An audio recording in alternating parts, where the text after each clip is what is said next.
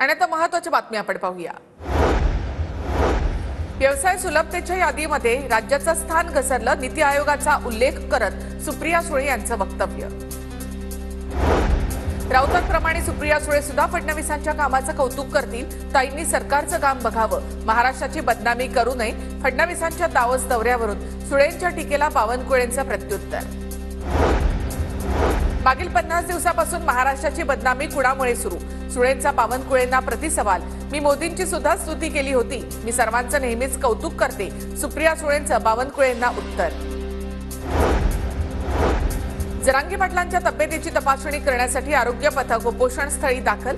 जिल्हा शल्य चिकित्सक राजेंद्र पाटलांकडून जरांगे यांची तपासणी। मनोज जरांगे यांच्या उपोषणाचा आजचा 5वा दिवस। आरक्षण देणार की नाही हे मुख्यमंत्र्यांनी स्पष्ट सांगावं। दगाफटका कराल तर 5 वर्ष सरकारला सुखानं सत्तेत राहू देणार नाही। मनोज जरांगे पाटलांचा सरकारला इशारा। बडीगोत्री गावामध्ये मराठा आंदोलक आक्रमक। आंदोलकांकडून धुळे सोलापूर महामार्ग अडवण्याचा प्रयत्न। आंदोलकांची जोरदार घोषणाबाजी। स्थानिक स्वराज्य संस्था संदर्भातल्या याचिकेवरील सुनावणी पुढील आठवड्यामध्ये होऊ शकेल असा सरकारला विश्वास। 25 तारखेपर्यंत थांबावं लागणार नाही, सूत्रांची माहिती।